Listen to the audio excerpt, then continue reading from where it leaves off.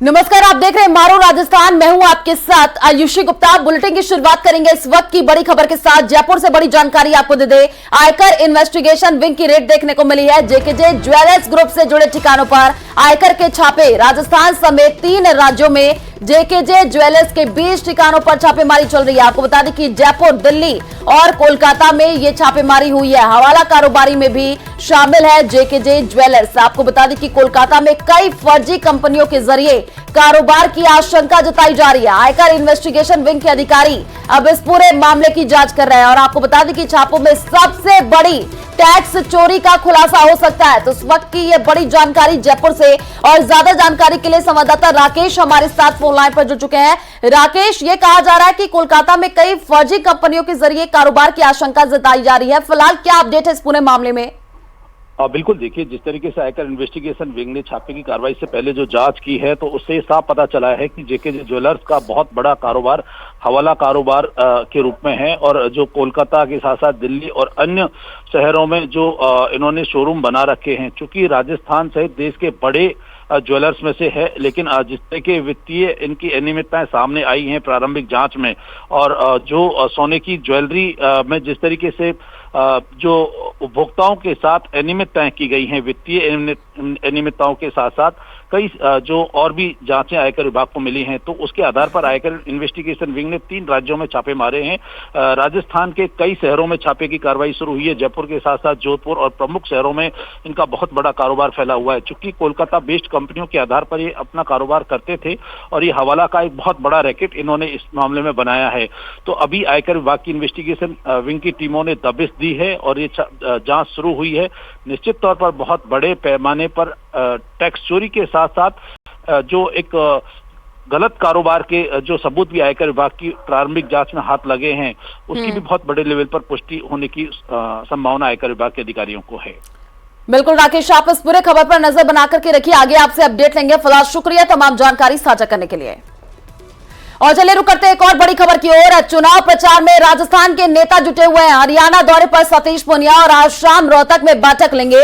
सभी 10 सीटों पर जीत की रणनीति बनाएंगे। आपको बता दें कि हैदराबाद में हुंकार राजेंद्र राठौड़ भरेंगे और साथ ही साथ मलकागाजरी में बीजेपी प्रत्याशी के समर्थन में प्रचार किया जाएगा। प्रवासी राजस्थानी समुदाय से मुलाकात की जाएगी। तो इस वक्त की ये बड़ी जानकारी। आपको बता दें कि कुल 7 चरणों में चुनाव की प्रक्रिया और अभी अगले चरण में चुनाव की तैयारी में बीजेपी पूरी तरीके से जुटी हुई है। राजस्थान के जो नेता हैं वो भी चुनाव प्रचार में जुटे हुए हैं। हरियाणा दौरे पर सतीश पूनिया है। आपको बता दें कि आज शाम रोहतक में बैठक लेंगे और सभी 10 सीटों पर जीत की रणनीति बनाएंगे। हैदराबाद में राजेंद्र राठौड़ हुंकार भरेंगे और साथ ही साथ मलकाजगिरी में बीजेपी प्रत्याशी के समर्थन में चुनाव प्रचार प्रसार किया जाएगा। प्रवासी राजस्थानी समुदाय से मुलाकात का भी कार्यक्रम बताया जा रहा है। और लोकसभा चुनाव में पीएम मोदी का तूफानी प्रचार। आज महाराष्ट्र और तेलंगाना में प्रधानमंत्री की जनसभा होगी। आपको बता दें कि महाराष्ट्र के माड़ा, धाराशिव, लातूर में पीएम की रैली और तेलंगाना के जहीराबाद में पीएम मोदी प्रचार करेंगे। तो इस वक्त की सबसे बड़ी जानकारी आपको दे रहे हैं। लोकसभा चुनाव के मद्देनजर प्रधानमंत्री नरेंद्र मोदी पूरी तरीके से चुनाव प्रचार प्रसार में जुटे हुए हैं और आज भी कई जगहों पर जनसभा को संबोधित करने का कार्यक्रम बताया जा रहा है।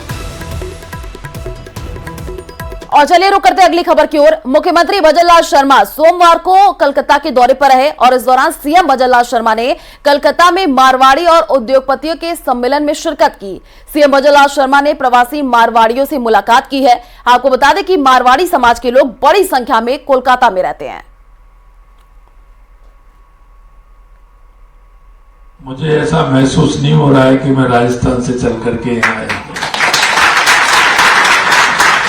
मुझे तो ऐसा लग रहा है कि मैं कहीं मेरे राजस्थान में ही मैं बैठा हूं, राजस्थान में ही हूं। मैं निश्चित रूप से आपकी मेहनत को, आपकी लगन को और एक राजस्थानी होने के गौरव को मैं आप सभी को मैं यही कहना चाहता हूं कि मैं जब देखा तो मैं भी उस गर्व में भर गया कि मेरे भाइयों ने आकर के किस तरह से यहां अपनी पहचान भी बनाई है और अपना कर्तव्य भी बनाया है। और जहां जिस तरह से वो रहते हैं, निश्चित रूप से आप सभी को मैं दिल की गहराइयों से बहुत बहुत धन्यवाद और साधुवाद देना चाहता हूं। और चलिए रुक करते अगली खबर की ओर। केंद्रीय मंत्री पीयूष गोयल आज मुंबई नॉर्थ सीट से अपना नामांकन दाखिल करेंगे। जानकारी के मुताबिक पीयूष गोयल पुष्टिपति गणेश मंदिर में दर्शन के बाद नामांकन दाखिल करने पहुंचेंगे। और बड़ी बात यह है कि इस सीट पर महाविकास अघाड़ी की तरफ से अब तक प्रत्याशी का ऐलान नहीं किया गया है।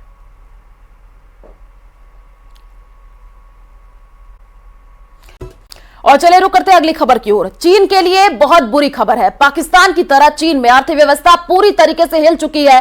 प्रॉपर्टी बाजार से लेकर के सब्जी मंडी तक चीन की जो हालत है वो पस्त है। सब कह रहे हैं कि चीन में आर्थिक मंदी आ चुकी है। देखिए रिपोर्ट।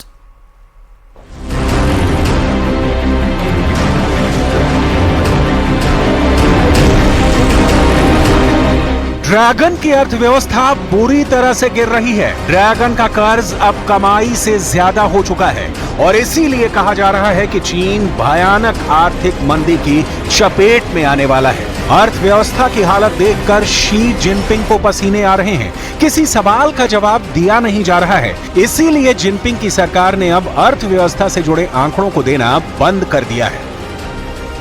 तो क्या ड्रैगन बिखरने वाला है? कभी रईसी का ढिंढोरा पीटने वाले चीन के लोग अब खर्च करने में भी डरने लगे हैं। चीन के लोगों की जिंदगी अब आटा दाल तक सिमट कर रह गई है। कहने का मतलब यह है कि अब चीन के लोग पैसा बचाने पर फोकस कर रहे हैं, क्योंकि उन्हें अपनी जिंदगी पर बेरोजगारी का खतरा दिख रहा है। इसलिए लोग अपने आने वाले कल के लिए बचत कर रहे हैं। आखिर क्यों हुआ है ऐसा? आखिर क्यों चीन के लोग खर्च करने से डरने लगे हैं? सब कुछ आपको आगे बताएंगे, लेकिन उससे पहले देखिए कि चीन में चल क्या रहा है।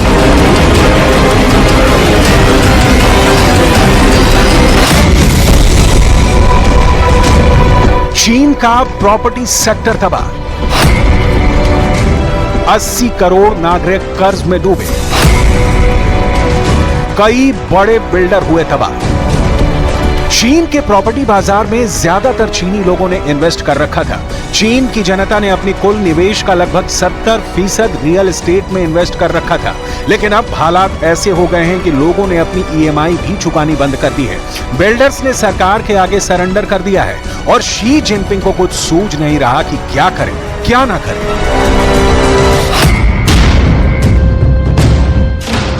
चीन के लोगों का आज की तारीख में सिंगल लाइन एजेंडा है, जो है उसको बचाओ, खर्च कम करो, क्योंकि भविष्य अंधकार में दिख रहा है। चीन के लोगों के दिल में बैठे इस डर की वजह है चीन में बढ़ती बेरोजगारी, कम विदेशी निवेश, प्रॉपर्टी सेक्टर का संकट, कमजोर निर्यात और चीन की मुद्रा का लगातार कमजोर होना। विदेशी मीडिया रिपोर्ट के मुताबिक साल 2022 के आखिर तक चीन के लगभग 78 करोड़ चीनी नागरिक कर्ज में डूब चुके थे और उन पर सारा कर्ज रियल एस्टेट का था। सैकड़ों प्रोजेक्ट पूरे नहीं हो पा रहे हैं। लोगों ने भी अब किस्तें चुकानी बंद कर दी हैं। लोग पैसे बचा रहे हैं। इससे अर्थव्यवस्था और सुस्त पड़ गई है। महंगाई दर बढ़ने की वजह से विदेशी निवेश घटता जा रहा है और चीन की सरकार पर कर्ज का बोझ लगातार बढ़ता जा रहा है। हाल फिलहाल की रिपोर्ट्स के मुताबिक पिछले 3 महीनों से चीन में बेरोजगारी की दर में लगातार बढ़ोतरी दर्ज की जा रही है। चीन के आम लोगों के बीच बचत में इजाफा करने की बढ़ती ख्वाहिश से चीन के लिए अपनी अर्थव्यवस्था को फिर से संतुलित कर पाना ज्यादा मुश्किल होगा। रिपोर्ट्स ये भी बताती हैं कि पहले लोग सुपरमार्केट में खूब खर्च करते थे, अब लोग बचत करने के लिए एक लिस्ट बनाकर जाते हैं और जरूरत के मुताबिक खर्च कर रहे हैं। लोगों ने अब गैर जरूरी खर्च भी बंद कर दिए हैं। चीन में लोग अब बचत करने के पुराने तरीके को अपना रहे हैं। चीन में अब ज्यादातर लेन देन कैश में होता है। अब लोग घर पर कैश जमा कर रहे हैं। लोगों का मानना है कि इससे उनका खर्च कम हो रहा है और इसका असर भी चीन की अर्थव्यवस्था पर पड़ रहा है। अमेरिका में 2008 में आए संकट को देखते हुए चीन की सरकार ने डेवलपर्स के कर्ज लेने की क्षमता सीमित कर दी। इसका असर ये हुआ कि उन्होंने जो अरबों डॉलर उधार लिए थे उसे वो चुकता करने में नाकाम रहे। चीन में घरों की मांग गिर गई है और इससे प्रॉपर्टी की कीमत भी गिरी है।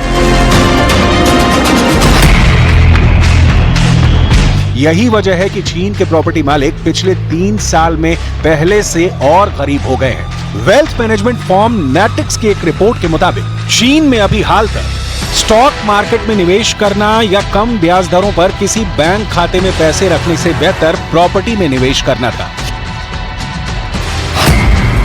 एक रिपोर्ट के मुताबिक पिछले साल चीन को सिर्फ $33 बिलियन के एफडीआई मिले, जो एक साल पहले की तुलना में 82% कम है। रिपोर्ट में चीन के state administration of foreign exchange के आंकड़ों का हवाला दिया गया है। आंकड़े बताते हैं कि 2023 के दौरान चीन के बैलेंस ऑफ पेमेंट्स में डायरेक्ट इन्वेस्टमेंट यानी लायबिलिटीज 2022 की तुलना में 82% कम होकर $33 बिलियन पर आ गई है। यह आंकड़ा बताता है कि 2023 में विदेशी कंपनियों ने चीन में कितना निवेश किया। ये 1993 के बाद का सबसे स्लो ग्रोथ है। इन हालातों से लोगों को न केवल गरीब होने का एहसास हुआ, बल्कि चीन के स्थानीय निकायों के कर्ज की समस्या भी गंभीर हो गई। एक अनुमान के मुताबिक लोगों के कुल आमदनी का करीब 1/3 डेवलपर्स को जमीन बेचने से आता था, जो अब संकट में है। कई अर्थशास्त्रियों के मुताबिक प्रॉपर्टी मार्केट में आए इस संकट को ठीक होने में अभी कई साल लगेंगे।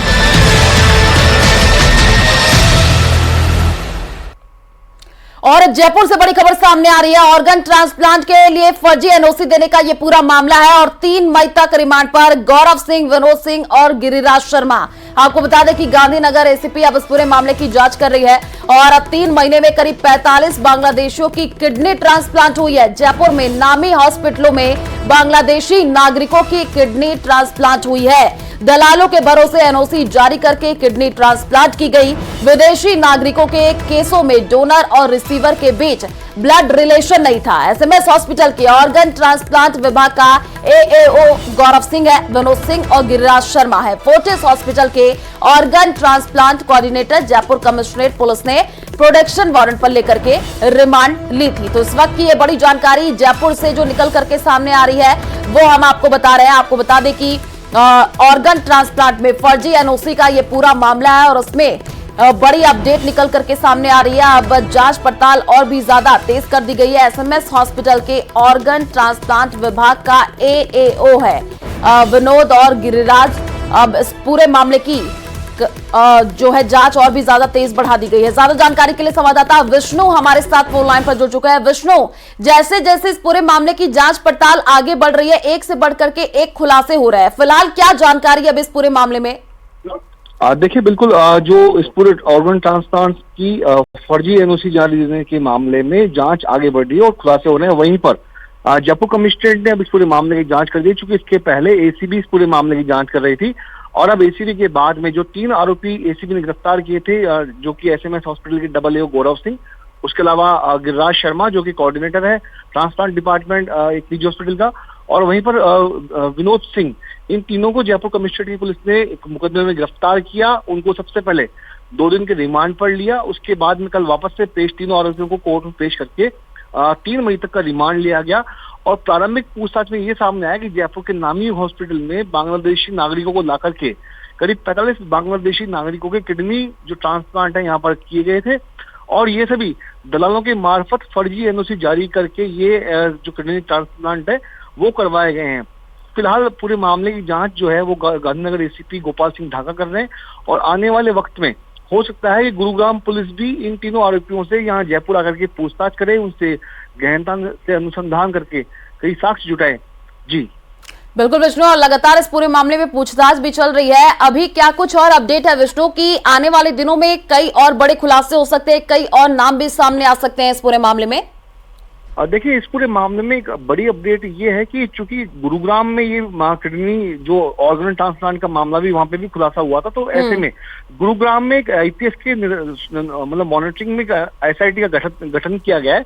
तो ये भी संभावना मानी जा रही है कि गुरुग्राम की जो एसआईटी की टीम है वो जयपुर आने वाले दिनों में जयपुर पहुंचेगी। उसके बाद में यहाँ जो जयपुर पुलिस की गिरफ्त में जो भी आरोपी शाह है, गौरव सिंह और उसके अलावा गिरिराज शर्मा, अनिल जोशी और ये विनोद सिंह। ठीक है विष्णु, आप इस पूरे खबर पर नजर बना करके रखिए, आगे भी आपसे जांच और अपडेट लेते रहेंगे। शुक्रिया तमाम जानकारी साझा करने के लिए। और चलिए रुक करते हैं अगली खबर की ओर। उत्तर प्रदेश के संभल में समाजवादी पार्टी के प्रत्याशी जियाउर रहमान बर्क के खिलाफ विवादास्पद बयान को लेकर के मुकदमा दर्ज किया गया है। जियाउर रहमान बर्क ने अतीक अहमद और शहाबुद्दीन को अपना आदर्श बताया था। आरोप है कि प्रचार के दौरान उन्होंने लोगों से अपील की थी कि अतीक अहमद की कुर्बानी को बेकार नहीं होने देना है। जिसके बाद जियाउर रहमान बर्क के खिलाफ भड़काऊ भाषण देने के वीडियो वायरल होने पर मुकदमा दर्ज किया गया। और आपको सुनवाते हैं जियाउर रहमान बर्क ने आखिर क्या कहा था। जो कुर्बानी, जो परेशानी बीजेपी के टाइम में हुई है वो आपको ज्यादा बताने की जरूरत नहीं है। चाहे आजम खान साहब को जेल में डालकर, उनके पूरे परिवार को जेल में डालकर जो किया गया है, चाहे हमारे शाहबुद्दीन साहब हो, अतीक अहमद साहब हो, मुख्तार अंसारी साहब हो, जो उनके साथ में जो सूरत हाल हुई है पूरी उनको भूल नहीं सकता। मेरी गुजारिश है आप सब लोगों से, कसम है आप लोगों को कि उनकी कुर्बानी क्यों जाया मत होने देना। और चलिए यहाँ रुकते एक छोटे से ब्रेक के लिए, जल्द लौटेंगे।